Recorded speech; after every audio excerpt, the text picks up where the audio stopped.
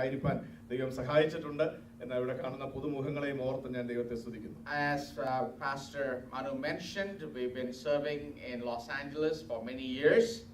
In fact, I've been in Los Angeles since 1977, and then Pastor Alex and I have been serving the Lord together for the past 13 years. കഴിഞ്ഞ ദീർഘവർഷങ്ങൾ ഞങ്ങൾ Los Angeles പട്ടണത്തിൽ താമസിക്കുന്നു. 1977 മുതൽ ഞാൻ Los Angeles പാർക്കുന്നു. അതിനുശേഷം കഴിഞ്ഞ 13 വർഷങ്ങളായിട്ട് ഞങ്ങൾക്ക് ഒരുമിച്ച് ലോസ് ആഞ്ചലസിൽ പാർത്ത കർത്താവിനെ സേവിക്കുവാൻ ഉള്ള അവസരം ദൈവം ഞങ്ങൾക്ക് നൽകി. When I first came to Los Angeles, there was only 2 other families that we met together for a weekly prayer. ഞാൻ ലോസ് ആഞ്ചലസ് വരുമ്പോൾ 2 മറ്റു കുടുംബങ്ങൾ മാത്രമേ ഉണ്ടായിരുന്നുള്ളൂ ഒരുമിച്ച് കൂടി പ്രാർത്ഥിക്കുവാനായിട്ട്. And we met together once a week, but since I do travel a lot during the midweek, we would meet, or once in 2 weeks we would meet on a Sunday afternoon and meet for prayer. ഞാൻ അന്ന് ധാരാളം യാത്ര ചെയ്യുമായിരുന്നു. അതുകൊണ്ട് ഒരുമിച്ച് കൂടി വരുവാനായിട്ട് കഴിയുമായിരുന്നില്ല. എന്നാൽ ഇടയ്ക്ക് ഉള്ള സമയങ്ങളിലും 2 ആഴ്ചയിൽ ഒരിക്കൽ ഞായറാഴ്ച വൈകിട്ട് ഞങ്ങൾ ഒരുമിച്ച് കൂടി ദൈവത്തോട് പ്രാർത്ഥിക്കുകയും ദൈവത്തെ ആരാധിക്കുകയും ചെയ്യുമായിരുന്നു. But we maintained that friendship, and that friendship was based on Christian love and meeting together and praying for one another and praying for the work of God at large.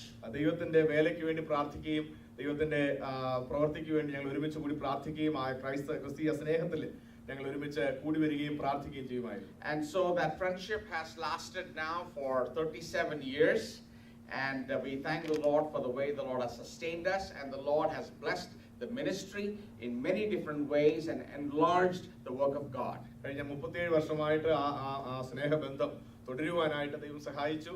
അത് മുഖാന്തരമായിട്ട് കർത്താവിന്റെ വേല അവിടെ വ്യാപിക്കുവാനും വർദ്ധിക്കുവാനും ആ ഉദ്യമങ്ങൾ ദൈവം ഇടയാക്കി. And we met for prayer regularly, but it was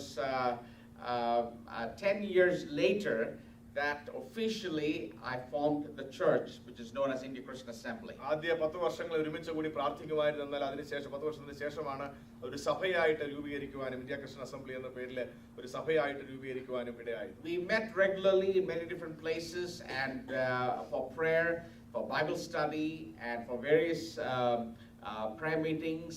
But as a church, we formed 10 years later. പല കൂട്ടായ്മകളായിട്ട് Bible study ആയിട്ട് പ്രാർത്ഥനാ കൂട്ടായ്മകളായിട്ടൊക്കെ പല പ്രാവശ്യം കൂടുമായിരുന്നു. എന്നാൽ ഒരു സഭയായിട്ട് രൂപീകരിക്കപ്പെട്ടത് 10 വർഷത്തിന് ശേഷമാണ്. അതിനുശേഷം And we thank the Lord for the way the Lord has blessed. And out of that was the first Pentecostal church in Los Angeles, and out of that came several other churches, and we thank the Lord for the way the Lord has blessed, and we have been able to enlarge the work to San Diego and to 2 other places where we have regular fellowships and churches now.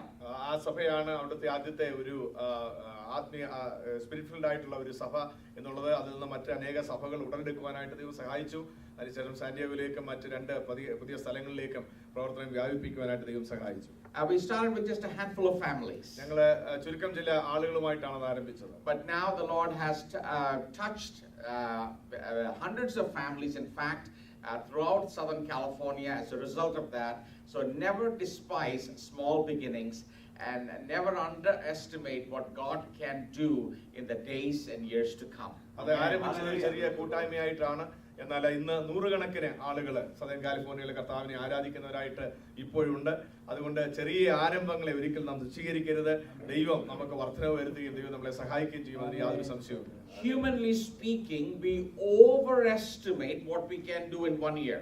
നമ്മൾ മാനുഷികമായിട്ട് പറഞ്ഞാൽ 1 വർഷം കൊണ്ട് നമുക്ക് എന്ത് ചെയ്യുവാൻ കഴിയുമെന്ന് നമ്മൾ വലിയ പദ്ധതികൾ തയ്യാറാണ്. And we overestimate and we think we can do so much in 1 year. 1 വർഷം കൊണ്ട് ഒരുപാട് കാര്യം സാധിക്കാമെന്ന് ഒരുപക്ഷെ നമ്മൾ കണക്ക് കൂട്ടും. But we underestimate what we can do with God's help in 10 years. എന്നാൽ പലപ്പോഴും നമുക്ക് തെറ്റുപറ്റുന്നത് 10 വർഷം കൊണ്ട് ദൈവം മുഖാന്തരമായിട്ട് നമുക്ക് എന്ത് സാധിക്കുവാൻ എന്ത് ചെയ്തു തീർക്കുവാൻ കഴിയും എന്ന കാര്യങ്ങൾ കണക്ക് കൂട്ടുന്നത് നമുക്ക് തെറ്റുപറ്റാറുണ്ട്. And we underestimate what God can do through us. നമ്മളിലൂടെ ദൈവത്തിന് എന്ത് ചെയ്യുവാൻ കഴിയുമെന്ന കാര്യത്തിൽ നമുക്ക് പിഴവ് പറ്റാറുണ്ട്, കണക്ക് കൂട്ടുന്നതിൽ പിഴവ് പറ്റാറുണ്ട്. As somebody said, any fool can count the seeds in one apple.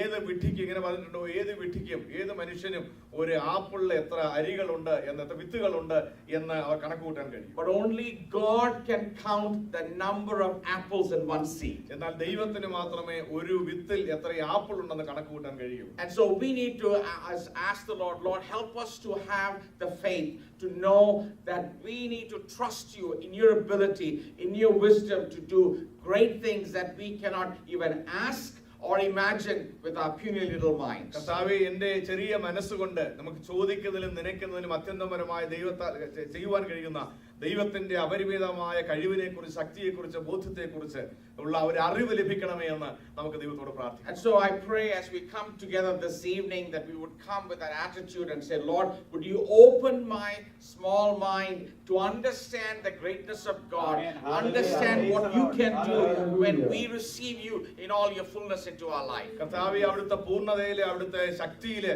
വിശ്വസിക്കുവാൻ നമ്മുടെ ചെറിയ മനസ്സിൽ നിന്ന് ഉപരിയായിട്ട് ദൈവത്തിന്റെ അപരിമിതമായ ശക്തിയെയും കഴിവിനെയും ബോധ്യത്തെയും കുറിച്ച് തിരിച്ചറിയുവാൻ എന്നെ സഹായിക്കണമെന്ന് ദൈവത്തോട് നമുക്ക് പ്രാർത്ഥിക്കാം. So we need to pray, Lord, today as we gather together, by the time we finish and go to our home, we will pray bolder prayers than what we have prayed before. എന്നാൽ നമ്മളിന്ന് പൂർത്തീകരിക്കുന്നതിന് മുമ്പായിട്ട്, ഇവിടുന്ന് പോകുന്നതിന് മുമ്പായിട്ട് ഇതുവരെ പ്രാർത്ഥിച്ചിട്ടുള്ളതിനേക്കാൾ ഉപരിയായിട്ടുള്ള വലിയ പ്രാർത്ഥന, ശക്തിയായ പ്രാർത്ഥന നമുക്ക് ദൈവത്തോട് പ്രാർത്ഥിച്ചിട്ട് മടങ്ങി പോകാൻ പ്രാർത്ഥിക്കുവാനും നമുക്ക് കഴിയും. That our level of faith would increase. നമ്മുടെ വിശ്വാസത്തിന്റെ പരിധി നാം വർദ്ധിപ്പിക്കണം. Our level of confidence in the greatness of God will rise. ദൈവത്തിന്റെ മഹാത്മ്യത്തിലുള്ള നമ്മുടെ ആ ബോധ്യം ഇന്ന് ഉയരുവാനായിട്ട്, വളരുവാനായിട്ട് നമുക്ക്. And it is when we get that perspective that we walk with confidence.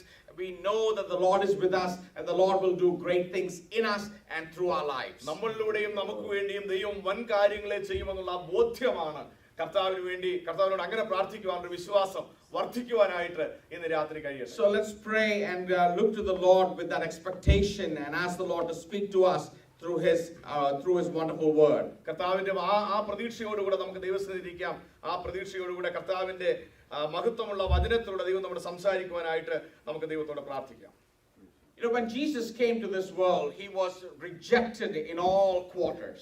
യേശുക്രിസ്തു ഈ ഭൂമിയിലേക്ക് വന്നപ്പോൾ യേശുവിനെ എല്ലാ സ്ഥലങ്ങളിലും ത്യജിക്കുകയാണ് ഉണ്ടായത്. When he was born, there was no room in the inn in Bethlehem. യേശുക്രിസ്തു ബേത്ലഹേമിൽ ജനിക്കുമ്പോൾ അവനെ സ്വീകരിക്കുവാൻ വഴിയമ്പലത്തിൽ സ്ഥലമില്ലായിരുന്നു. When he was raised up in that place, there was nobody, his peers. When his mother would take him to school, there were no other boys of his same age. യേശുക്രിസ്തു ഭൂമിയിലായിരുന്നപ്പോൾ തന്നെ സ്കൂളിലേക്ക് വിടുമ്പോൾ ആ പ്രായത്തിലുള്ള മറ്റു കുഞ്ഞുങ്ങളാരും അവിടെ ഉണ്ടായിരുന്നില്ല. Why did I say that? എന്തുകൊണ്ടാണ് ഞാനത് പറഞ്ഞത്? Because the government was hunting for the boys of the same age to kill anybody under the age of 2. എന്തുകൊണ്ടാണ് ആ പ്രായത്തിൽ മറ്റുള്ള കുഞ്ഞുങ്ങൾ ഉണ്ടായിരുന്നില്ല എന്ന് ഞാൻ പറഞ്ഞത്? കാരണം അന്നത്തെ ഗവൺമെന്റ് ചെയ്തത് ആ പ്രായത്തിലുള്ള മുഴുവൻ കുഞ്ഞുങ്ങളെയും ഇല്ലായ്മ ചെയ്യുകയാണ് ചെയ്തത്. And so because of that, there were no peers of the same age that he had. ആ സമയത്ത് യേശുക്രിസ്തുവിന് സമപ്രായക്കാരായ ആളുകൾ അന്നുണ്ടായിരുന്നില്ല. And so we find everywhere Jesus went, he was rejected. അത് യേശു പോയിടത്തെല്ലാം യേശുവിനെ ത്യജിക്കുന്നതായിട്ടാണ് നാം കാണുന്നത്. He was rejected by the Samaritans. സമരിയക്കാരാൽ അവൻ ത്യജിക്കപ്പെട്ടു. He was rejected by the people where he was raised in Nazareth. നസറേത്തിൽ ജനിക്കപ്പെട്ട സ്ഥലത്ത് അവൻ ത്യജിക്കപ്പെട്ടു. He was rejected in Jerusalem. യെരുശലേമിൽ അവനെ തള്ളപ്പെട്ടു. All the religious leaders lived in Jerusalem. ഈ യഹൂദൻ മത നേതാക്കന്മാരെല്ലാം ജീവിച്ചത് യെരുശലേമിലായിരുന്നു. Jerusalem was the headquarters of the Judaic faith. യഹൂദ വിശ്വാസത്തിന്റെ തലസ്ഥാന നഗരിയായിരുന്നു യെരുശലേം. Everybody came once a year or sometimes 3 times a year to Jerusalem. ഒരു വർഷത്തിൽ ഒരിക്കലോ പലപ്പോഴും വർഷത്തിൽ 3 പ്രാവശ്യമെങ്കിലോ യെരുശലേമിലേക്ക് ഈ ആളുകൾ ഒരുമിച്ച് കൂടുമായിരുന്നു. And that was the center of Jewish faith. അത് യഹൂദ വിശ്വാസത്തിന്റെ അതിന്റെ തലസ്ഥാന നഗരിയായിരുന്നു. But even Jerusalem rejected Jesus. എന്നാൽ യെരുശലേമും യേശുവിനെ തിരസ്കരിക്കുകയാണ് ചെയ്തത്. But there is one place we find in the New Testament where he was always welcome. എന്നാൽ വേദപുസ്തകത്തിലെ പുതിയ നിയമത്തിൽ ഒരു സ്ഥലത്ത് യേശുവിനെ എപ്പോഴും ആവലോടെ ആർത്തിയോടെ സ്വീകരിച്ചിരുന്ന ഒരു സ്ഥലം നാം കാണുന്നു. And God blessed that place. ആ സ്ഥലത്തെ ദൈവം അനുഗ്രഹിച്ചതായി നാം കാണുന്നു. And tonight if we welcome Jesus, we will also be blessed. ഇന്ന് രാത്രി നാം യേശുവിനെ അതുപോലെ ഉൾക്കൊള്ളുകയും സ്വീകരിക്കുകയും സ്വാഗതം ചെയ്യുകയും ചെയ്യുമെങ്കിൽ നാമും അനുഗ്രഹിക്കും. I want to show you from the scripture how if you have the same attitude as the people in this place and welcome Jesus, how you can receive blessings in your life. ഈ സ്ഥലത്തെ ആളുകൾ യേശുവിനെ സ്വീകരിച്ചതുപോലെ നാം ബഹുമാനത്തോടെ ആവലോടെ കർത്താവിനെ സ്വീകരിക്കുമെങ്കിൽ ദൈവം നമ്മെ എങ്ങനെ അനുഗ്രഹിക്കുമെന്ന് ഇന്ന് രാത്രി വരച്ചു കാട്ടുവാൻ ഞാൻ ആഗ്രഹിക്കുന്നു. I would like for us to pray before we look into God's word. ദൈവത്തിന്റെ വചനത്തിലേക്ക് ശ്രദ്ധ തിരിക്കുന്നതിന് മുമ്പ് നമുക്ക് ഒരുമിച്ച് പ്രാർത്ഥിക്കാം. Would you pray, Lord, may I also receive Jesus as the people that received him in this place that we're going to study. കർത്താവേ, ഇന്ന് രാത്രി ഞാൻ പഠിക്കാൻ പോകുന്ന ഈ സ്ഥലത്ത് യേശുവിനെ ആളുകൾ സ്വീകരിച്ചതുപോലെ കർത്താവെ പ്രതീക്ഷയോടെ അങ്ങേ സ്വീകരിക്കുവാൻ എന്നെ സഹായിക്കണമേ എന്ന് ഇന്ന് രാത്രി നിങ്ങൾ ദൈവത്തോട് പ്രാർത്ഥിക്കുന്നു. Would you say, Lord, help me to receive the blessings that you have in mind for me? കർത്താവെ അങ്ങയുടെ മനസ്സിൽ എനിക്ക് വേണ്ടിയുള്ള അനുഗ്രഹത്തെ അനുഭവിക്കുവാൻ ഇന്ന് രാത്രി എന്നെ സഹായിക്കണമേ എന്ന് കർത്താവിനോട് ഇന്ന് രാത്രി Would you പ്രാർത്ഥിക്കുന്നു. open your mouth and say, Lord Jesus, bless me in a special way? ഇന്ന് രാത്രി നിങ്ങളുടെ അധരങ്ങളെ തുറന്ന് കർത്താവിനോട് പ്രാർത്ഥിക്കുമോ? ദൈവമേ, ഒരു പ്രത്യേക തരത്തില് കർത്താവെ എന്നെ അങ്ങ് അനുഗ്രഹിക്കണമേ എന്ന് ദൈവത്തോട് ഇന്ന് രാത്രി നിങ്ങൾ പ്രാർത്ഥിക്കുന്നു. God wants to bless you more than you want to receive blessings. നിങ്ങൾ അനുഭവിക്കുവാൻ ആഗ്രഹിക്കുന്നതിനേക്കാൾ ഉപരിയായിട്ട് നിങ്ങളെ അനുഗ്രഹിക്കുവാൻ, നമ്മെ അനുഗ്രഹിക്കുവാൻ ദൈവത്തിന് ആഗ്രഹമുണ്ട്. If you take one step towards Jesus, he will run towards you. നിങ്ങൾ ഒരു ചുവട് ദൈവത്തിന് മുമ്പിലേക്ക്, യേശുവിന് മുമ്പിലേക്ക് നിങ്ങൾ വെച്ചാൽ അവൻ നിങ്ങളുടെയൊക്കെ ഓടി വരുന്ന കർത്താവാണ്. That is the kind of God that we serve. നാം ആരാധിക്കുകയും സേവിക്കുകയും ചെയ്യും അത്രക്കാരനായ ഒരു ദൈവമാണ്. Father, we come eagerly wanting you to bless us in a special way. കർത്താവേ, ഇന്ന് രാത്രി ആർത്തിയോടെ അങ്ങയുടെ സന്നിധി ഞങ്ങളെ അനുഗ്രഹിക്കുവാനായിട്ട് ഞങ്ങൾ ഓടി വരികയാണ്. We ask that you would come and manifest your presence, manifest your power, manifest you in all your fullness in our lives. കർത്താവേ, ഇന്ന് രാത്രി അവിടുത്തെ ശക്തിയോടെ, അവിടുത്തെ മഹത്വത്തോടെ, അവിടുത്തെ പൂർണ്ണതയോടെ ഞങ്ങളുടെ മധ്യയെ വെളിപ്പെടുവാൻ ഞങ്ങൾ അങ്ങയോട് ആഗ്രഹിക്കുന്നു And കർത്താവേ. I pray, Lord, that this weekend that has been set apart for hearing your word, this special meetings and convention will be blessed of you, Lord. കർത്താവേ, ഈ വീക്കെൻഡ് ഞങ്ങള് വേർതിരിച്ച ദൈവസ്ഥലിൽ കാത്തിരിക്കുന്നത് നിങ്ങൾക്ക് അനുഗ്രഹത്തിന്, വിടുതലിന്, സന്തോഷത്തിന്, മഹത്വത്തിന് കാരണമാക്കി തീർക്കണമെന്ന് ഞങ്ങൾ പ്രാർത്ഥിക്കുന്നു. Father, may this be the beginning of something significant, something great, something powerful that you want to do in our lives and through our lives. കർത്താവേ, ഇത് ഞങ്ങളുടെ ജീവിതത്തിൽ അങ്ങ് ശക്തമായ ഒരു പ്രവൃത്തിയുടെ, മഹത്വപൂർണ്ണമായ ഒരു പ്രവൃത്തിയുടെ, അവിടുത്തെ പൂർണ്ണതയിലേക്കുള്ള ഒരു പ്രവൃത്തിയുടെ തുടക്കമായിരിക്കാൻ ദൈവമേ സഹായിക്കണമേ എന്ന് ഞങ്ങൾ Lord, പ്രാർത്ഥിക്കുന്നു. we open our hearts to you. കർത്താവേ, ഇന്ന് രാത്രി ഞങ്ങളുടെ ഹൃദയങ്ങളെ അങ്ങയുടെ സന്നിധിയിൽ We തുറക്കുകയാണ്. open our minds to you. കർത്താവേ, ഞങ്ങളുടെ മനസ്സ് അങ്ങയുടെ സന്നിധിയിൽ തുറക്കുകയാണ്. We open our entire life to you, Lord. കർത്താവേ, ഞങ്ങളുടെ ജീവിതത്തെ സമ്പൂർണ്ണമായി അങ്ങയുടെ സന്നിധിയിൽ തുറക്കുകയാണ് കർത്താവേ. Do your holy work. കർത്താവേ, അവിടുത്തെ വിശുദ്ധമായ പ്രവൃത്തി ഞങ്ങളുടെ ഉള്ളത്തിലെ, ഞങ്ങളുടെ ജീവിതത്തിൽ അങ്ങ് ചെയ്യണമേ. Fill us with your Holy Spirit. കർത്താവേ, അവിടുത്തെ ആത്മാവിനാൽ ഞങ്ങളെ നിറയ്ക്കണമേ. Use us for your glory. കർത്താവിന്റെ മഹത്വത്തിനായിട്ട് ഞങ്ങളെ ഉപയോഗിക്കണമേ. In Jesus' name. യേശുവിന്റെ നാമത്തിൽ തന്നെ. Amen. Turn with me to John chapter 12, verse 1. യോഹന്നാന്റെ സുവിശേഷം 12-ാം അധ്യായം 1-ാം വാക്യത്തിലേക്ക് നമ്മുടെ ശ്രദ്ധയെ നമുക്ക് തിരിക്കാം. John chapter 12, verse 1. യോഹന്നാന്റെ സുവിശേഷം 12-ാം അധ്യായം 1-ാം വാക്യം. And it says, 6 days before the Passover, Jesus arrived at Bethany, where Lazarus lived, whom Jesus had raised from the dead. നാം ഇങ്ങനെ വായിക്കുന്നു, യേശു മരിച്ചവരിൽ നിന്ന് ഉയർപ്പിച്ച ലാസർ പാർത്ത ബഥാനിയിലേക്ക് യേശു പെസഹയ്ക്ക് 6 ദിവസം മുമ്പേ വന്നു. അവിടെ അവർ അവന് ഒരു അത്താഴം ഒരുക്കി. Bethany was a place where Jesus was always welcomed. ബഥാന്യ യേശുവിനെ എപ്പോഴും സ്വീകരിച്ചിരുന്ന ഒരു സ്ഥലമായിരുന്നു. He was rejected in all other places. മറ്റെല്ലാ സ്ഥലങ്ങളും യേശു തിരസ്കരിക്കപ്പെട്ടു. But one place where Jesus was always welcomed was Bethany. എന്നാൽ ഒരു സ്ഥലം, ഈ ബഥനി എന്ന സ്ഥലമാണ് യേശുവിനെ എപ്പോഴും കൈക്കൊള്ളുകയും സ്വീകരിക്കുകയും And ചെയ്തത്. I pray that we would understand the significance of what it means to welcome Jesus. യേശുക്രിസ്തുവിനെ സ്വീകരിക്കേണ്ടതിന്റെ ആവശ്യകത എന്താണെന്ന് നാം ഇന്ന് രാത്രി മനസ്സിലാക്കണമെന്ന് ഞാൻ ആഗ്രഹിക്കുകയും പ്രാർത്ഥിക്കുകയും Some ചെയ്യുന്നു. places people welcome Jesus for one particular thing. ചില സ്ഥലങ്ങളിൽ യേശുവിനെ സ്വീകരിച്ചത് ചില പ്രത്യേക കാര്യങ്ങൾക്ക് They വേണ്ടിയാണ്. wanted Jesus to come and heal. യേശു വന്ന് അവരെ സൗഖ്യമാക്കണമെന്ന് അവർ They ആഗ്രഹിച്ചു. wanted only the healing ministry of Jesus. യേശുക്രിസ്തുവിന്റെ സൗഖ്യ ശുശ്രൂഷ മാത്രമാണ് അവർ They ആഗ്രഹിച്ചത്. wanted signs and power ministry of Jesus. യേശുക്രിസ്തുവിന്റെ അത്ഭുതങ്ങളും അടയാളങ്ങളും അവർ ആഗ്രഹിച്ചു. But when Jesus would start to teach them, യേശുക്രിസ്തു അവരെ പഠിപ്പിക്കുവാനായിട്ട് they ആഗ്രഹിക്കുമ്പോൾ did not like the teaching ministry of Jesus. യേശുക്രിസ്തുവിന്റെ ആ ഉപദേശം അവർക്ക് അനുസരിക്കുവാൻ കഴിഞ്ഞില്ല. They were very selective in what they wanted from Jesus. യേശുക്രിസ്തുവിൽ നിന്ന് എന്ത് അവർക്ക് വേണമെന്നുള്ള കാര്യത്തില് അവർ വളരെ വളരെ തിരഞ്ഞെടുക്കുന്നവരായിരുന്നു. But Bethany was a place where they were not selective in what they wanted from Jesus. എന്നാൽ ബഥാനി എന്ന് പറയുന്ന സ്ഥലം യേശുവിൽ നിന്ന് അവർക്ക് എന്ത് വേണമെന്ന് അങ്ങനെ തിരഞ്ഞെടുക്കുന്ന ഒരു സ്ഥലമായിരുന്നു. We find Jesus exhibited his healing ministry in Bethany. ബഥാനിയയിലെ യേശു തന്റെ ഈ രോഗസൗഖ്യ ശുശ്രൂഷ ചെയ്യുന്നതായിട്ട് നമ്മൾ He കാണുന്നു. healed a rich man. അവിടെയുള്ള ധനവാനായ ആളിനെ യേശു That സൗഖ്യമാക്കി. rich man had leprosy. ആ മനുഷ്യന് കുഷ്ഠരോഗമുണ്ടായിരുന്നു. And Jesus healed him of his leprosy. ആ കുഷ്ഠരോഗത്തിൽ നിന്ന് യേശു അവനെ സൗഖ്യമാക്കി. In this passage we find this rich man who was healed of leprosy is giving a dinner in honor of Jesus. ആ സൗഖ്യമാക്കപ്പെട്ട ഈ മനുഷ്യൻ യേശുവിനോടുള്ള ബഹുമാന സൂചകമായിട്ട് അവർ അത്താഴ വിരുന്ന് ഒരുക്കുന്നതായിട്ടാണ് നമ്മൾ കാണുന്നത്. And so we find his healing ministry was manifest there. അവിടെ യേശുക്രിസ്തുവിന്റെ സൗഖ്യ ശുശ്രൂഷ വെളിപ്പെടുന്നതായിട്ട് നാം കാണുന്നു. Not only that, we find John says this was the place where Jesus raised Lazarus from the dead. അത് മാത്രമല്ല യോഹന്നാൻ പറയുന്നത് ലാസറിനെ മരിച്ചവരിൽ നിന്ന് ഉയർപ്പിച്ച സ്ഥലമാണ് ഈ സ്ഥലം. So the power of Jesus was manifest in Bethany. യേശുക്രിസ്തുവിന്റെ ശക്തി വെളിപ്പെട്ട സ്ഥലമാണ് ബഥാനിയ. At the same time, we find he used Bethany in many different occasions to teach deep truths concerning himself and concerning the kingdom. ദൈവരാജ്യത്തെക്കുറിച്ചും തന്നെക്കുറിച്ചുമുള്ള ആഴമായ കാര്യങ്ങൾ ഉപദേശങ്ങൾ യേശു ബഥാനിയിൽ പഠിപ്പിച്ചതായിട്ട് നമ്മൾ കാണുന്നു. He teach to large groups in Bethany. അവിടെ ഒരുപാട് ആളുകളുടെ ഒരുമിച്ച് കർത്താവ് ഉപദേശം പഠിപ്പിച്ചു. At the same time, he taught to one person in Bethany. യേശുക്രിസ്തു അവിടെ ഒരുപാട് ആളുകളോട് മാത്രമല്ല ഏകരായിട്ടുള്ള ആളുകളോടും ദൈവത്തിന്റെ വചനം It പഠിപ്പിച്ചു. didn't matter to Jesus whether there were 10,000 people or one person. യേശുവിനെ സംബന്ധിച്ചിടത്തോളം ആയിരങ്ങൾ ഉണ്ടോ ഒരാളുണ്ടോ എന്നുള്ളത് ഒരു കാര്യമായിരുന്നേ ഇല്ല. He taught them what it means to serve God. He taught them concerning the kingdom. യേശുക്രിസ്തു ഈ മഹത്തായ ഒരു കൂട്ടം ആളുകളോടും ഒരു വ്യക്തിയോടും ഒരേ കാര്യമാണ് പഠിപ്പിച്ചത്. ദൈവത്തെ സേവിക്കുന്നതിന്റെ പ്രാധാന്യതയും ദൈവരാജ്യത്തിന്റെ അർത്ഥം തുടങ്ങിയ കാര്യങ്ങൾ കർത്താവ് ആഴമായി പഠിപ്പിച്ചു. So the entire ministry of Jesus is found, is received and welcomed in Bethany.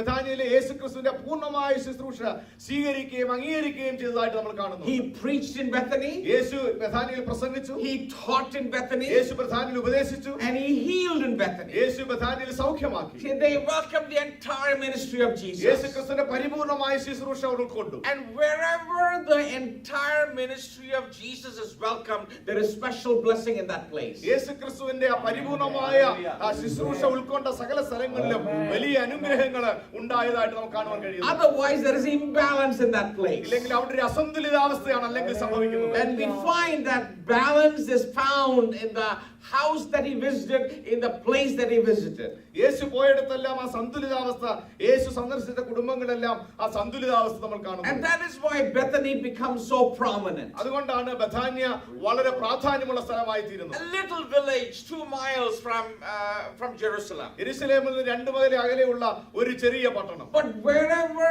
Jesus steps in, that place no longer is little, it becomes significant. എന്നാൽ യേശു കാലൂന്നുന്ന സ്ഥലങ്ങളെല്ലാം ഇനി ഒരിക്കലും ചെറുതല്ല, പിന്നെയോ അത് പ്രാധാന്യമുള്ള സ്ഥലങ്ങളായി മാറുകയാണ്. If you welcome him into your house, that place becomes a blessed place. നിങ്ങളുടെ കുടുംബത്തിലേക്ക് യേശുവിനെ നിങ്ങൾ സ്വീകരിക്കുമ്പോൾ ആ കുടുംബം അനുഗ്രഹിക്കപ്പെട്ട കുടുംബമായി If you മാറും. receive him into your heart, you become a special person. നിങ്ങളുടെ ഉള്ളിലേക്ക് യേശുവിനെ സ്വീകരിക്കുമ്പോൾ നിങ്ങൾ പ്രാധാന്യമുള്ള ഒരു വ്യക്തിയായി There is a മാറുകയാണ്. special blessing that comes when you welcome Jesus, no matter whether it is in your heart or your family or your church. നിങ്ങളുടെ സ്ഥലത്ത് നിങ്ങളുടെ ഉള്ളിലേക്കോ അല്ലെങ്കിൽ കുടുംബത്തിലേക്കോ നിങ്ങളുടെ സഭയിലേക്കോ യേശുവിനെ സ്വീകരിക്കുമ്പോൾ ആ സ്ഥലം വിശേഷതയുള്ള സ്ഥലമായി, വിശേഷമുള്ള വ്യക്തിയായി, വിശേഷതയുള്ള കുടുംബമായി മാറുകയാണ്. And not only that, when Jesus is welcomed, he is no longer a guest in that place, but he becomes the host in that place. യേശുവിനെ ഒരു കുടുംബത്തിലേക്ക്, ഒരു വ്യക്തിയിലേക്ക്, ഒരു സ്ഥലത്തേക്ക് ക്ഷണിക്കുമ്പോൾ യേശുവിന്റെ അതിഥിയല്ല, പിന്നെയോ ആതിഥേയനായി മാറുകയാണ്. You recognize that he is no longer a guest, but he is actually the owner of that place. യേശു നമ്മുടെ വീട്ടിലേക്കും കുടുംബത്തിലേക്കും വ്യക്തി ജീവിതത്തിലേക്കും വരുമ്പോൾ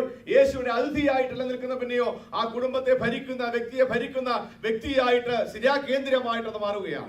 Notice many times in our home we have this plaque wherever in our dining places that Jesus Christ is the chief guest of this place. നമ്മുടെ കുടുംബങ്ങളിലൊക്കെ നമ്മൾ ഈ dining ടേബിളിൽ പുറത്തു വെച്ചിരിക്കുന്നത് നമ്മുടെ കുടുംബത്തിലെ പ്രധാനപ്പെട്ട അതിഥി കർത്താവാണ്. Actually, he's not the chief guest. വാസ്തവത്തിൽ കർത്താവ് നമ്മുടെ ജീവിതത്തിലെ വീട്ടിലെ പ്രധാന അതിഥിയല്ല. He's the host of the house. നമ്മുടെ കുടുംബത്തിന്റെ ആതിഥേയൻ കർത്താവ്. He's the owner of that house. നമ്മുടെ കുടുംബത്തിന്റെ ഉടമസ്ഥൻ അവനാണ്. When I come into your house as a guest, ഞാൻ നിങ്ങളുടെ വീട്ടിലെ ഒരു അതിഥിയായിട്ട് വരുമ്പോൾ I will ask permission to do certain ഞാൻ കാര്യങ്ങൾ ചെയ്യാൻ നിങ്ങളുടെ അനുവാദം ചോദിക്കേണ്ടതുണ്ട്. And I will ask as to what I should do and how I should conduct, where I can visit or what I can do in that place. ഞാൻ നിങ്ങളുടെ വീട്ടിലേക്ക് അതിഥിയായിട്ട് വരുമ്പോൾ എനിക്ക് എന്ത് ചെയ്യാം, എന്ത് ചെയ്തുകൂടാ, എങ്ങനെ ഞാൻ പെരുമാറണം എന്നുള്ള കാര്യങ്ങളൊക്കെ നിങ്ങളുടെ അനുവാദം അതിന് വേണ്ടി വേണ്ടി ചോദിക്കേണ്ട ആവശ്യം. But if you are the owner, you don't need permission. എന്നാൽ നിങ്ങൾ അതിന്റെ ഉടമസ്ഥനാണെങ്കിൽ അതിന് അനുവാദത്തിന്റെ ആവശ്യമില്ല. You notice when Jesus came into the house of Martha, Mary, and Lazarus, you realize when you read the story, who is the host? Jesus is the host. എന്നാൽ മാർത്തയുടെയും മറിയയുടെയും ലാസറസിന്റെയും വീട്ടിലേക്ക് യേശു വരുമ്പോൾ യേശുയുടെ അതിഥിയല്ല, അവൻ ആതിഥേയനായിട്ട് മാറുകയാണ്. He orders Martha, he orders Mary, he arranges and rearranges things because he is the master, he is the owner. യേശു മാർത്തയോടും മറിയയോടും കൽപ്പിക്കുന്ന നമ്മൾ കാണുന്നു, അവരുടെ കാര്യങ്ങൾ ക്രമത്തിലാക്കി നമ്മൾ കാണുന്നു. കാരണം യേശുയുടെ അതിഥിയല്ല, അവൻ ആതിഥേയനാണ്. So when I welcome Jesus, I'm not welcoming a guest, I'm welcoming the real owner of that place. നാം യേശുവിനെ നമ്മളിലേക്ക് സ്വീകരിക്കുമ്പോൾ ഒരു അതിഥിയല്ല സ്വീകരിക്കുന്നവനെയോ ഉടമസ്ഥനെയാണ് So സ്വീകരിക്കുന്നത്. we need to rewrite that phrase that we have in our dining room. നമ്മുടെ ഭക്ഷണമേശകളുടെ മുകളിലുള്ള ആ board തിരുത്തി നമ്മൾ എഴുതണം. അത് അങ്ങനെയല്ല. He is not just a guest, he is the owner of this place. ഈ കുടുംബത്തിലെ അതിഥിയല്ല, നമ്മുടെ കർത്താവിന്റെ ഉടമസ്ഥനാണ് അവൻ. Our paradigm changes when we realize he is no longer a guest, he is the owner. നമ്മുടെ ജീവിതത്തിൽ ഒരു വലിയ മാനസിക വ്യത്യാസം സംഭവിക്കുകയാണ്, കാഴ്ചപ്പാടിന് വ്യത്യാസം സംഭവിക്കുകയാണ്.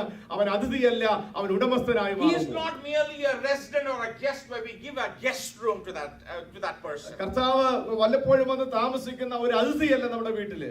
But he is the real owner and the president of that place. നമ്മുടെ വീട്ടിലെ അവൻ ഉടമസ്ഥനും അധ്യക്ഷനുമായി അവൻ മാറണം. So don't treat Jesus merely as a resident, but treat him as a president of your house. നമ്മുടെ കുടുംബത്തിൽ വല്ലപ്പോഴും വന്നു പാർക്കുന്ന ഒരു അതിഥിയായിട്ടല്ല, പിന്നെയോ നമ്മുടെ വീട്ടിലെ ഉടമസ്ഥനായിട്ട് കർത്താവിനെ നാം He സ്വീകരിക്കണം. is the owner of your kitchen. നമ്മുടെ അടുക്കളയുടെ ഉടമസ്ഥൻ അവനാണ്. He is the owner of your playroom. നമ്മുടെ കളിമുറിയുടെ ഉടമസ്ഥൻ കർത്താവാണ്. He is the owner of the entire house. നമ്മുടെ കുടുംബത്തിലെ വീട്ടിലെ സകല മുറികളുടെയും ഉടമസ്ഥൻ You കർത്താവാണ്. cannot hide anything from him. അവനിൽ നിന്ന് ഒന്നും നമുക്ക് മറച്ചു വെക്കുവാൻ കഴിയില്ല. He knows what is in the garage. He knows what is in every room in your house. നമ്മുടെ കുടുംബത്തിലെ വീട്ടിലെ ഓരോ മുറികളിലും എന്തുണ്ടെന്ന് ഉടമസ്ഥനായ കർത്താവിന് അറിയാം. So you need to welcome him as the owner, as the president, as the one who knows it all. നമ്മുടെ വീട്ടിലെ ഉടമസ്ഥനായി അധ്യക്ഷനായി സകലവും അറിയുന്ന കർത്താവായി നമ്മുടെ ഉള്ളിലേക്ക് അവനെ സ്വീകരിക്കുവാൻ നമുക്ക് And കഴിയും. when you welcome him with that attitude, things change in your life. ആ മനോഭാവത്തോടെ കർത്താവിനെ നമ്മുടെ ഉള്ളിലേക്ക് വീട്ടിലേക്ക് ക്ഷണിക്കുമ്പോൾ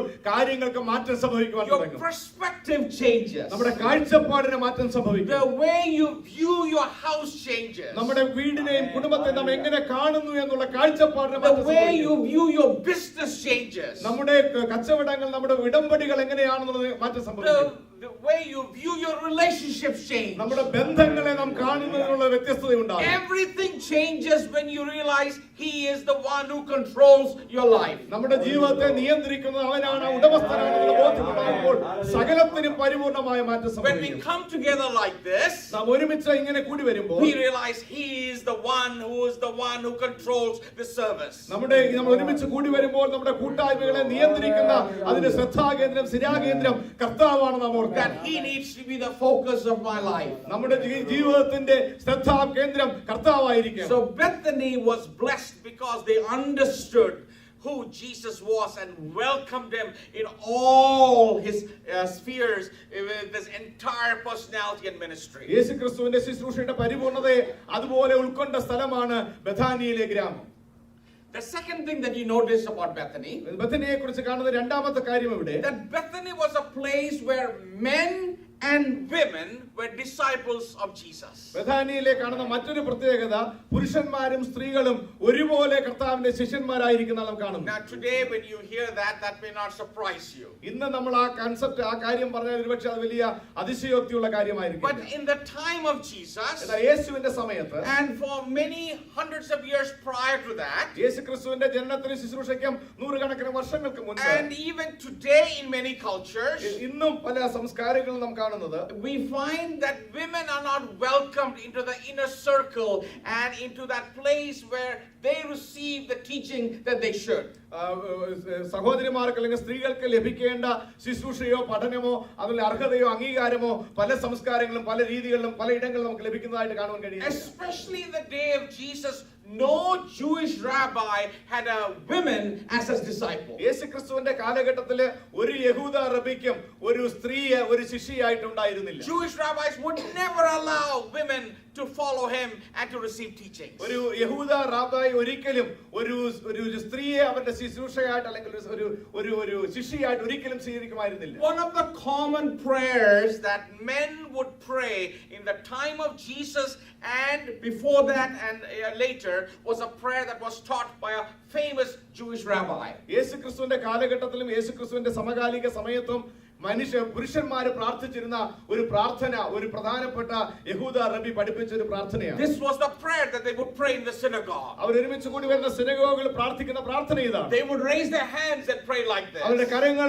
സ്വർഗ്ഗത്തിലേക്ക് അവർ ഇങ്ങനെ ഉയർത്തിപ്പിടിച്ചു. I thank you, God, ഞാൻ ദൈവമേ ഞാൻ നിനക്ക് നന്ദി പറയുന്നു. that you did not make me as a woman or as a dog. എന്നെ ഒരു സ്ത്രീയായിട്ടോ ഒരു നായായിട്ടോ നീ ജനിപ്പിക്കാഞ്ഞതിനായിട്ട് ഞാൻ നിനക്ക് നന്ദി പറയുന്നു. That was the prayer that men would pray in the synagogue. സിനഗോഗുകളിലെ പുരുഷന്മാർ പ്രാർത്ഥിച്ചിരുന്ന പ്രാർത്ഥനയാണിത്. And that was the culture, the environment in which Jesus is pouring his teaching in not only in the lives of men but in the lives of women. ഈ ഒരു പശ്ചാത്തലത്തിലാണ് യേശുക്രിസ്തു ഈ പഠിപ്പിക്കൽ നടത്തുന്നത്. അത് പുരുഷന്മാർക്ക് വേണ്ടി മാത്രമല്ല സ്ത്രീകളോടും ഇതേ കാര്യം തന്നെ പഠിപ്പിക്കുന്നു. In today in many cultures we find they don't even think that women have souls.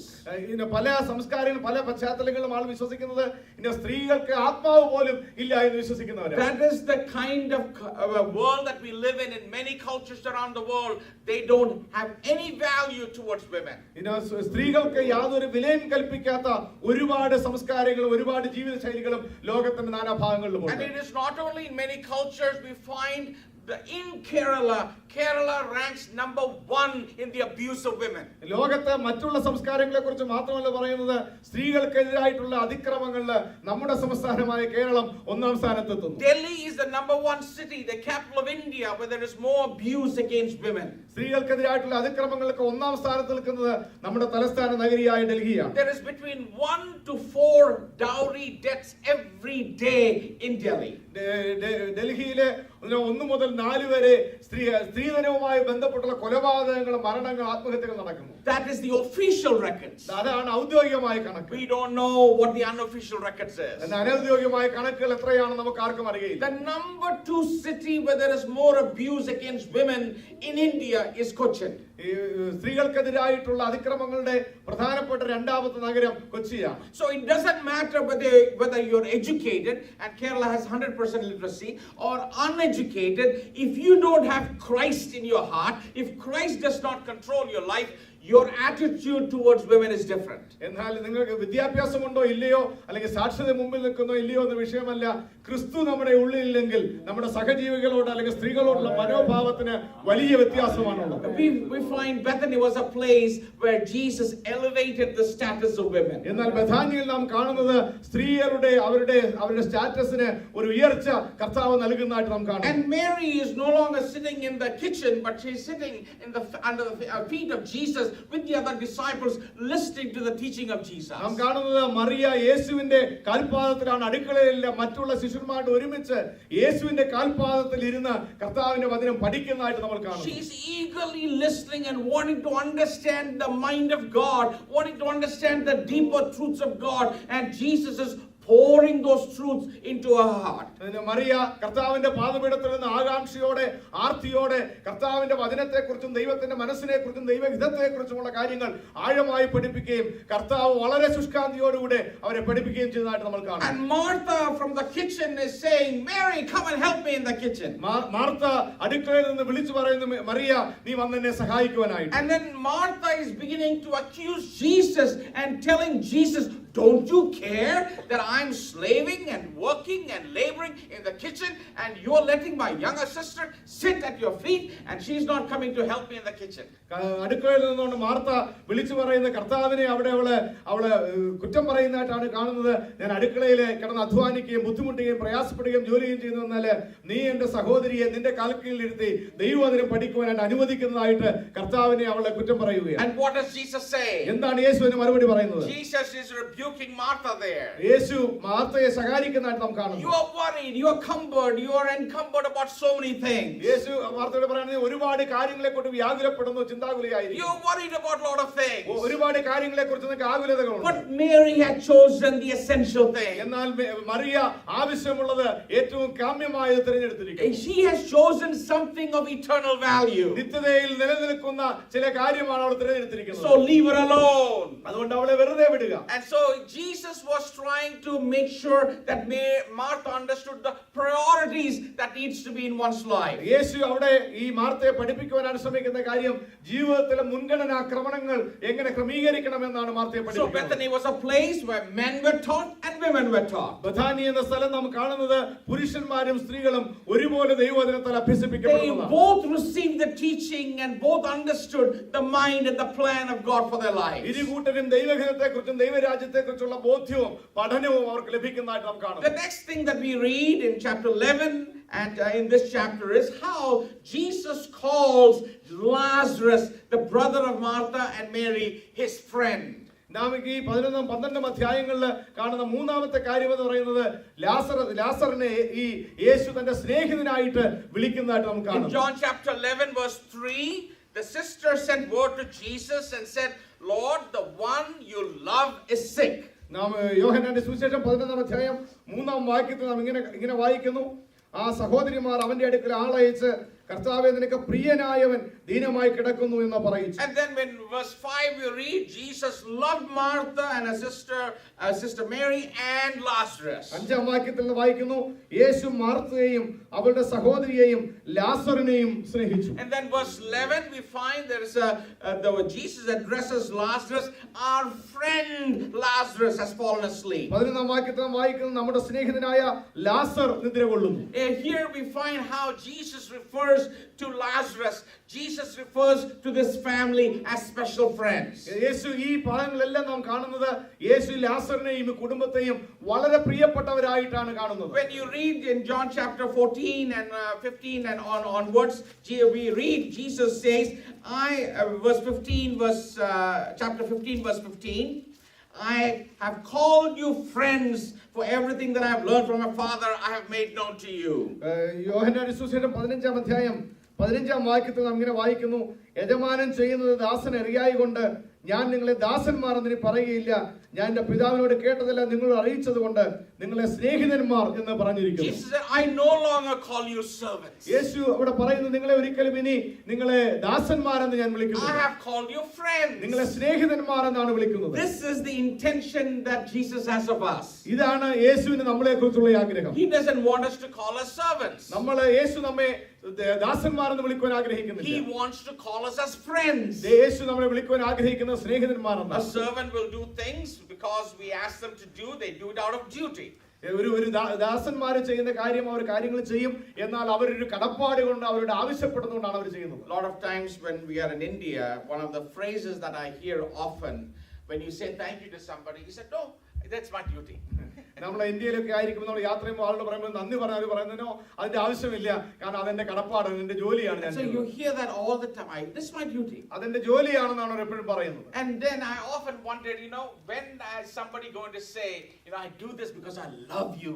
I do this because I want to show and express my love. എന്നാൽ എപ്പോഴും ഞാൻ ആഗ്രഹിച്ചിട്ടുണ്ട് ആളുകൾ അവരുടെ കടപ്പാടുകളൊന്നും അവരുടെ ഉത്തരവാദിത്തമല്ലാതെ ഞാൻ അങ്ങനെ സ്നേഹിക്കുന്നതുകൊണ്ട് നിങ്ങളെ സ്നേഹിക്കുന്നതുകൊണ്ട് ഞാനത് ചെയ്യുന്നു എന്ന് കേൾക്കുവാൻ ആഗ്രഹിച്ചു. A servant will do because he's paid to do it. ഒരു ദാസൻ ചെയ്യുന്നത് അവന് കൂലി ലഭിക്കുന്നതുകൊണ്ട്. A servant will do because that is his duty. ഒരു ദാസൻ ചെയ്യുന്നത് അത് അവന്റെ ഉത്തരവാദിത്തമായതുകൊണ്ട്. But you will never share your secrets with a servant. എന്നാൽ നമ്മുടെ രഹസ്യങ്ങൾ ഒരിക്കലും ഒരു ദാസനുമായിട്ട് നാം പങ്കുവെക്കുകയില്ല. You will never share what is in the depths of your heart with a servant. നിങ്ങളുടെ ഹൃദയത്തിലുള്ളത് എന്താണെന്ന് ഒരിക്കലും ഒരു ദാസനുമായിട്ട് നിങ്ങൾ പങ്കുവെക്കില്ല. You will never share that with somebody that you have hired to do a particular job. ഒരു ജോലി ചെയ്യുവാനായിട്ട് വിളിച്ചിരിക്കുന്ന ഒരാളിനോട് നിങ്ങളുടെ ഹൃദയത്തിലുള്ള കാര്യങ്ങൾ ഒരിക്കലും നിങ്ങൾ പങ്കുവെക്കില്ല. The gardener will come and mow your lawn because he's paid to do that. എന്നാൽ A lawnmower, a gardener will come to do the lawn because you pay him to do that. നമ്മുടെ വീട്ടിലെ പുല്ല് വെട്ടാൻ വരുന്ന ആൾ വന്ന് ചെയ്യുന്നത് സ്നേഹം കൊണ്ടല്ല, അയാൾക്ക് കാശ് കൊടുക്കുന്നത് കൊണ്ടാണ്. The person who comes to clean your house does it because you pay that person. നമ്മുടെ വീട് ശുചീകരിക്കാൻ വരുന്ന ആൾ വരുന്നത് നമ്മളുടെ സ്നേഹം കൊണ്ടല്ല, അവർ കൊടുക്കുന്ന കാശ് കൊണ്ടാണ്. You never share what is in the depths of your heart with that person. ആ ആളുകളോട് അങ്ങനെ നമ്മൾ എടുക്കപ്പെട്ടിരിക്കുന്ന വാടകയ്ക്ക് എടുത്തിരിക്കുന്ന ആളോട് ഒരിക്കലും നമ്മുടെ ഹൃദയത്തിലെ കാര്യങ്ങൾ നമ്മൾ പറയാറില്ല. They come and do that, they do it with a smile because you pay them to do it. അവർ വന്ന വളരെ പുഞ്ചിരിയോടെ അവരെ ഏൽപ്പിച്ചിരിക്കുന്ന സേവനം അവർ ചെയ്യും. അത് അവർ ചെയ്യുന്നത് അവർക്ക് കാശ് കിട്ടുന്നത് If you കൊണ്ടാണ്. don't pay them, they will leave, they will not come back. ഈ നിങ്ങൾ നമുക്ക് അവർ കാശ് കൊടുത്തില്ലെങ്കിൽ, അവർക്ക് കൂലി ലഭിച്ചില്ലെങ്കിൽ ഒരിക്കലും അവർ വരികയില്ല, ആ ജോലി ഒരിക്കലും But ചെയ്യില്ല. a friend is someone who comes and does things for you because that person cares for you, that person loves you, and because of that love relationship, that person will come and do things for you. എന്നാൽ ഒരു സ്നേഹിതനും വന്ന ഒരു കാര്യം ചെയ്യുന്നത് അവർക്ക് എന്ത് ലഭിക്കും എന്നുള്ളതിനെ അടിസ്ഥാനപ്പെട്ടുള്ള പിന്നെയോ അവരുടെ സ്നേഹത്തിന്റെ പ്രതികരണമായി അവർ നമ്മെ സ്നേഹിക്കുന്നത് കൊണ്ടാണ് അവർ അങ്ങനെ ചെയ്യുന്നത്. That person will come and sit with you, and that person has the freedom, whether it is in the bedroom or the guest room or out in the garden, they will come and sit with you and be with you, and you are sharing your heart with that person. ആ സ്നേഹിതനായ മനുഷ്യന് ആ കുടുംബത്തിലെ നമ്മുടെ ജീവിതത്തിലെ എല്ലാ മേഖലകളിലും സ്വാതന്ത്ര്യമുണ്ട്. അവർ നമ്മോട് ഒരുമിച്ച് വന്നിരിക്കുകയും നമ്മുടെ ദുഃഖങ്ങളെ സന്തോഷങ്ങളെ അവർ പങ്കുവെക്കുകയും ചെയ്യുകയാണ്. Now it is possible to serve somebody without loving that person. ഒരു ആളിനെ സ്നേഹിക്കാതെ അവരെ സേവിക്കുവാൻ എളുപ്പമാണ്. It is possible to give to somebody without loving that person. ഒരാൾക്ക് എന്തെങ്കിലും നമുക്ക് അയാളെ സ്നേഹിക്കാതെ കൊടുക്കുവാൻ വളരെ വളരെ ലളിതമായി ചെയ്യുവാൻ കഴിയും. But you can never love a person without giving something to that person. എന്നാൽ ഒരാളിനെ സ്നേഹിക്കുമെങ്കിൽ തീർച്ചയായിട്ടും ആ ആളിന് കൊടുക്കുവാൻ നാം തയ്യാറാണ്. Because that is the nature of love. അതാണ് സ്നേഹത്തിന്റെ പ്രതികരണം. Love always gives. സ്നേഹം എപ്പോഴും ദാനം ചെയ്യുന്നതാണ്. God so loved the world that he gave his son. ദൈവം തന്റെ ലോകത്തെ സ്നേഹിച്ചു, തന്റെ മകനെ അവൻ നൽകി. That is the nature of love. അത് സ്നേഹത്തിന്റെ If പ്രതികരണമാണ്. you love somebody, you give to that person. നമ്മൾ ആരെങ്കിലും സ്നേഹിക്കുന്നെങ്കിൽ അവർക്ക് നമ്മെ തന്നെ കൊടുക്കുവാൻ നാം തയ്യാറാണ്. You give your ear to that person. നമ്മുടെ കാതുകൾ അവനായി കൊടുക്കുന്നു. You open your mind to listen to that person. ആ മനുഷ്യനെ കേൾക്കുവാനായിട്ട് നമ്മുടെ മനസ്സ് നാം തുറക്കുന്നു. You open your heart to that person. നമ്മുടെ ഹൃദയം ആ മനുഷ്യന്റെ മുമ്പിൽ Your തുറക്കുന്നു. eyes are focused on that ആ person. മനുഷ്യന്റെ മുമ്പിലേക്കാണ് നമ്മുടെ കണ്ണുകളെ And that കേന്ദ്രീകൃതമായി person knows that you are listening to that person. ആ മനുഷ്യനെ നിങ്ങൾ ശ്രദ്ധിക്കുന്നു എന്ന് അയാൾക്കറിയാം. That person knows that you are paying attention to that person. ആ മനുഷ്യനെ നിങ്ങൾ ശ്രദ്ധിക്കുന്നു എന്ന് മനസ്സിലാക്കുന്നു എന്ന് You are അയാൾക്കറിയാം. giving your entire personality to that person. നമ്മുടെ ജീവിതത്തെ, നമ്മുടെ വ്യക്തിത്വത്തെ സമ്പൂർണ്ണമായി ആ മനുഷ്യൻ നൽകുകയാണ്. That is an expression of love. അത് സ്നേഹത്തിന്റെ ഒരു പ്രകടനമാണ്. And when you express that love, you are pouring into that person. ആ മനുഷ്യനിലേക്ക് സ്നേഹത്തിന്റെ പ്രകടനം എന്നുള്ളത് നമ്മെ തന്നെ ആ മനുഷ്യനെ ഒഴിഞ്ഞു കൊടുക്കുകയാണ്. The greatest lover in the universe is none other than Jesus Christ. യേശുവിന്റെ സ്നേഹമാണ് ഈ ഉലകത്തിലെ ഏറ്റവും ശ്രേഷ്ഠമായ സ്നേഹം. Nobody will ever love you like Jesus. യേശു നമ്മെ സ്നേഹിച്ചതുപോലെ ആരും ഒരിക്കലും സ്നേഹിച്ചിട്ടില്ല. Nobody has demonstrated love like Jesus. യേശു പ്രകടിപ്പിച്ചതുപോലുള്ള സ്നേഹം ലോകത്തിൽ ആരും ഒരിക്കലും He പ്രകടിപ്പിച്ചിട്ടില്ല. is the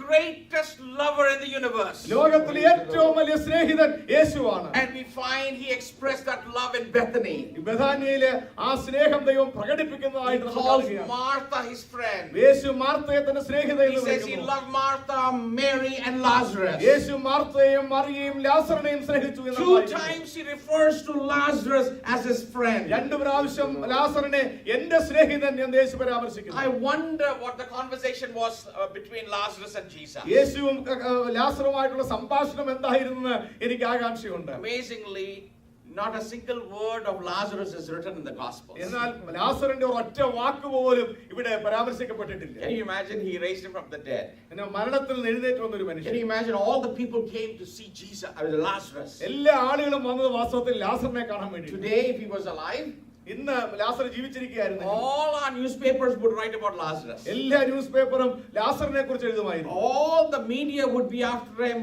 for an interview. എല്ലാ മീഡിയ ഔട്ട്ലെറ്റും അവന്റെ പുറകെ ആയിരിക്കും അവനൊന്ന് ഇന്റർവ്യൂ What ലഭിക്കാനായി. was it like when you were dead? മരിച്ചപ്പോൾ എന്താണ് സംഭവിച്ചത്? What did you see? എന്താണ് നീ കണ്ടത്? What was it like on the other side? ഈ മരിച്ച അപ്പുറത്ത് പോയപ്പോ എന്തുവാണ് എങ്ങനെ അനുഭവം Just ഉണ്ടായത്? describe, because we have never been there. ഞങ്ങളാരും അവിടെ പോയിട്ടില്ല, അതുകൊണ്ട് ഞങ്ങൾക്കൊന്ന് We വിശദീകരിച്ചു are going to go there. ഞങ്ങൾ അവിടെ പോകാൻ പോവുകയാണ്. Give us a description of what it was like. അതെങ്ങനെ ഇരിക്കുമെന്ന് വിശദീകരിച്ചു തരാം. Everybody came to see Lazarus. എല്ലാവരും ലാസറിനെ കാണാൻ വേണ്ടിയാണ് And Simon was giving a feast in honor of Jesus, Lazarus, and Simon was there. ശിമോൻ ഇവിടെ നൽകുന്ന ഒരു ആദരവോടുകൂടി ഒരു വിരുന്നാണ് യേശുവിന് ലാസറസിന് നൽകുന്നത്. And the Bible says in this chapter that many people came, a large crowd of Jews were there to come not only to see Jesus but to see Lazarus mainly, that he was raised from the dead. നാം വായിക്കുന്ന ഒരുപാട് ആളുകൾ ഒരുമിച്ച് കൂടി വന്നു. അവർ യേശുവിനെ കാണുവാൻ വേണ്ടി മാത്രമല്ല വന്നത്, തീർച്ചയായും അവർ ലാസറിനെ കൂടെ കാണാൻ വേണ്ടി So they വന്നു. wanted to hear the words of Lazarus. ലാസർ പറയുന്നത് കേൾക്കാൻ അവർക്ക് ആകാംക്ഷയുണ്ട്. But amazingly, none of the gospel writers record one word that Lazarus spoke. എന്നാൽ സുവിശേഷകന്മാർ ലാസർ പറഞ്ഞ ഒറ്റ വാക്ക് പോലും രേഖപ്പെടുത്തിയിട്ടില്ല. Amazing, isn't it? അത് വളരെ അത്ഭുതമുണ്ടാക്കുന്ന കാര്യമാണ്. It's contrary to what the media would do today. എന്നാൽ ഇന്ന് ചെയ്യുന്ന കാര്യങ്ങൾക്ക് നേരെ വിപരീതമാണ് അന്ന് നാം They കാണുന്നത്. would write and imagine what Lazarus said than what Jesus said. യേശു പറഞ്ഞതിനേക്കാൾ ലാസർ എന്ന് പറഞ്ഞു കാണുമെന്ന് അവർ ചിന്തിച്ച് ഊഹിച്ച് അങ്ങനെ The എഴുതുമായിരുന്നു. Holy Spirit knows where the focus needs to be. പരിശുദ്ധാത്മാവിന് അറിയാം എവിടെയാണ് ശ്രദ്ധ The കേന്ദ്രീകരിക്കേണ്ടത്. focus is not Simon. ഇവിടുത്തെ ശ്രദ്ധാകേന്ദ്രം ശിമോനല്ല. The focus is not Lazarus. ഇവിടുത്തെ ശ്രദ്ധാകേന്ദ്രം ലാസറല്ല. The focus is not on the healing. ഇവിടുത്തെ ശ്രദ്ധാകേന്ദ്രം സൗഖ്യമല്ല. The focus is not on the one who was raised from the dead. മരണത്തിൽ നിന്ന് ഉയർത്തെഴുന്നേൽപ്പെട്ടത് പോലുമല്ല ഇവിടുത്തെ The ശ്രദ്ധാകേന്ദ്രം. focus is the one who can give life. എന്നാൽ ജീവൻ നൽകുവാൻ കഴിയുന്നവരാണ് ഇവിടുത്തെ The ശ്രദ്ധാകേന്ദ്രം. focus is on the one who is the healer. ഈ സൗഖ്യമാക്കുന്നവനാണ് ഇവിടുത്തെ The ശ്രദ്ധാകേന്ദ്രം. focus is on the greatest lover. ലോകത്തെ ഏറ്റവും വലിയ സ്നേഹിതനാണ് ഇവിടുത്തെ The ശ്രദ്ധാകേന്ദ്രം. focus is Jesus Christ. യേശുവാണ് ഇവിടുത്തെ ശ്രദ്ധാകേന്ദ്രം. And that is what we find happens in Bethany. ബെഥനിയിൽ സംഭവിക്കുന്ന ഏറ്റവും പ്രധാന കാര്യം ഇതാണ്. The crowd came to see Lazarus. ഈ ജനക്കൂട്ടം ഒരുമിച്ച് കൂടി വന്നത് ലാസറിനെ The കാണുവാനാണ്. enemies and other rich people came to see Simon. ധനവാന്മാരും ശത്രുക്കളും കണ്ടത് ലാസറിനെ But the കാണുവാനാണ്. Holy Spirit wants us to zoom in on Jesus. എന്നാൽ പരിശുദ്ധാത്മാവ് കാണുവാൻ ആഗ്രഹിക്കുന്ന കാര്യം കർത്താവിനെയാണ്. And that is what the Holy Spirit wants us to do. Focus, focus, focus, because nobody can love, nobody can be a friend like Jesus. പരിശുദ്ധാത്മാവ് നമ്മളെ കുറിച്ച് ആഗ്രഹിക്കുന്ന കാര്യം അതാണ്. കർത്താവിന് ശ്രദ്ധ കേന്ദ്രീകരിക്കുക, കർത്താവിന്റെ മുഖത്തേക്ക് നോക്കുക. കാരണം അവന് മാത്രമേ നമ്മെ സ്നേഹിക്കുവാനും അവന് മാത്രം നമ്മെ സൗഖ്യമാക്കുവാനും ജീവൻ നൽകുവാനും കഴിയുള്ളൂ. He was loved in Bethany. അവൻ ബഥാനിയിൽ അവൻ He സ്നേഹിക്കപ്പെട്ടു. was befriended in Bethany. ബഥാനിയിൽ അവന് സൗഹൃദം പങ്കിട്ടു. And that is what he's expecting of you. നമ്മളിൽ നിന്ന് അവൻ ആഗ്രഹിക്കുന്ന കാര്യം അതാണ്. That is what he's expecting from your family. നമ്മുടെ കുടുംബത്തിൽ നിന്ന് ദൈവം ആഗ്രഹിക്കുന്ന കാര്യം അതാണ്. That is what he's expecting from this church. നമ്മുടെ സഭയിൽ നിന്ന് ദൈവം That ആഗ്രഹിക്കുന്നത് this church loves Jesus. ഈ സഭ കർത്താവിനെ സ്നേഹിക്കുന്ന That സഭ. IPC Bethel in Arizona loves Jesus. Bethel IPC കർത്താവിനെ സ്നേഹിക്കുന്ന The സഭ. focus is on Jesus. യേശുവിൽ ശ്രദ്ധ കേന്ദ്രീകരിക്കുന്ന സഭ. Our focus is to have an intimate relationship with Jesus. യേശുവുമായി അഭേദ്യമായ ഒരു ബന്ധമുണ്ടാകുക എന്നുള്ളത് മാത്രമായിരിക്കണം നമ്മുടെ ശ്രദ്ധ. When we come together, നാം ഒരുമിച്ച് കൂടി we വരുമ്പോൾ come to worship Jesus. കർത്താവിനെ ആരാധിക്കുവാൻ We വേണ്ടിയാണ് come to വരുന്നത്. love Jesus. നാം യേശുവിനെ സ്നേഹിക്കുവാൻ We are വേണ്ടിയാണ് not വരുന്നത്. ashamed of Jesus. നാം യേശുവിനെ കുറിച്ച് നമുക്ക് അഭിമാനമുണ്ട്. When we go out, നാം പുറത്തു പോകുമ്പോൾ we tell that He's our friend. യേശു നമ്മുടെ സ്നേഹിതനാണ് നാം പറയുക. There's no greater friend than Jesus. യേശുവിനേക്കാൾ വലിയൊരു സ്നേഹിതനല്ല There's നാം no പറയുക. greater lover than Jesus. യേശുവിനേക്കാൾ വലിയൊരു സ്നേഹിതനല്ല നാം പ്രഖ്യാപിക്കുന്നു. And that is what Bethany teaches. അതാണ് ബെഥനി നമ്മെ പഠിപ്പിക്കുന്ന The ഭാഗം. next thing that we read എന്താണ് അടുത്ത കാര്യം നാം in വായിക്കുന്നത്? chapter 11, 11-ാം അധ്യായത്തില് we read in that Lazarus fell sick and he dies. ലാസർ രോഗിയായി അവൻ മരിച്ചു. And then we find Jesus deliberately waits for extra couple of days before he comes to Bethany. ബെഥനിയിലേക്ക് വരാനായിട്ട് യേശു മനഃപൂർവ്വം ചില ദിവസങ്ങൾ താമസിച്ചു. And when he comes, Martha greets him saying, if you were here, my brother would not have died. യേശു ബഥാനിയിലേക്ക് വരുമ്പോൾ Martha പരിഭവത്തോടുകൂടെ കർത്താവേ നീ ഇവിടെ ഉണ്ടായിരുന്നെങ്കിൽ എന്റെ സഹോദരൻ മരിക്കയില്ല എന്ന് പരിതപിക്കുന്നു. And then Jesus tells her, your brother will rise again. യേശു അവളോട് പറയുന്നു നിന്റെ സഹോദരൻ ഉയർത്തെഴുന്നേൽക്കും. And Martha said, I know he will rise on the day of resurrection. Martha യേശുവിനോട് പറയുന്നു എനിക്കറിയാം പുനരുത്ഥാന ദിവസം In ഉയർത്തെഴുന്നേൽക്കും. the last day, when all the saints will rise, I know he will rise again. അന്ത്യനാളിൽ എല്ലാ വിശുദ്ധന്മാരും ഉയർത്തെഴുന്നേൽക്കുമ്പോൾ എന്റെ സഹോദരൻ ഉയർത്തെഴുന്നേൽക്കും അതെനിക്കറിയാം. And Jesus says, I am the resurrection and the life. യേശുവോട് പറയുന്നത് ഞാൻ പുനരുത്ഥാനവും ജീവനുമാണ്. He who believes in me, he will live. എന്നിൽ വിശ്വസിക്കുന്നവൻ ജീവിക്കും. He will, even though he dies. അവൻ മരിച്ചാലും ജീവിക്കും. And whoever lives and believes in me will never die. എന്നിൽ ജീവിച്ചിരുന്നാലും വിശ്വസിക്കുന്ന ഒരിക്കലും മരിക്കയില്ല. And Jesus asked Martha, do you believe this? യേശു മാർത്തയോട് ചോദിക്കുന്നു, നീ ഇത് വിശ്വസിക്കുന്നുണ്ടോ? And she says, yes, I believe that you are the Christ. Martha പറയുന്നു, ഞാൻ അത് വിശ്വസിക്കുന്നു. I believe you are the Son of God. ഞാൻ വിശ്വസിക്കുന്നു നീ ദൈവപുത്രനാണെന്ന് I believe you have come to this world. നീ ഈ ദൈവപുത്രനായ നീ ലോകത്തേക്ക് വന്നതെന്ന് ഞാൻ വിശ്വസിക്കുന്നു. And then we find she calls her sister Mary. അതിനുശേഷം അവൾ മറിയയെ വിളിക്കുന്നു. And we find everybody is grieving. എല്ലാവരും അവിടെ And ദുഃഖിതരായിരിക്കുന്നു. then all of a sudden Jesus says, where have you laid him? യേശു അവിടെ വന്ന് ചോദിക്കുന്നു, എവിടെയാണ് നിങ്ങൾ അവനെ And then വെച്ചിരിക്കുന്നത്? said, come and see, this is where we have buried him. അവനെ കാണിക്കുന്നു, ഇവിടെയാണ് ഞങ്ങൾ അവനെ അടക്കം And ചെയ്തിരിക്കുന്നത്. then when Jesus saw the sorrow and the suffering of others, he too wept.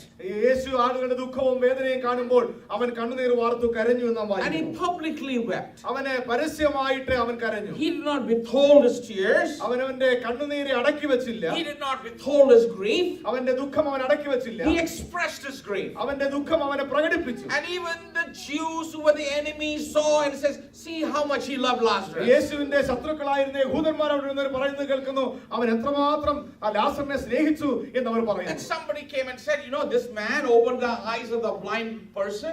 Maybe if he had come earlier, he could have prevented him from dying. ഇവിടെ ഈ മനുഷ്യനെ നോക്കി ഇവന് കുരുടന്മാർക്ക് കാഴ്ച നൽകുന്നവനാണ്, ഒരുപക്ഷെ ഇവന് ഉണ്ടായിരുന്നെങ്കിൽ ഇവൻ മരിക്കയില്ലായിരുന്നു എന്ന് അവർ ചിന്തിക്കുന്നു. Their concept was he can prevent a person from dying. അവരുടെ മനോഭാവം ഇതാണ്, ഒരു മനുഷ്യനെ മരണത്തിൽ നിന്ന് രക്ഷിക്കുവാൻ യേശുവിന് കഴിയും. They looked at him as a physician. യേശുവിനെ ഒരു വൈദ്യനായിട്ടാണ് അവർ As a കാണുന്നത്. medical doctor. ഒരു വൈദ്യനായിട്ടാണ് അവരെ കാണുന്നത്. Doctor's aim is to keep you alive as long as they can.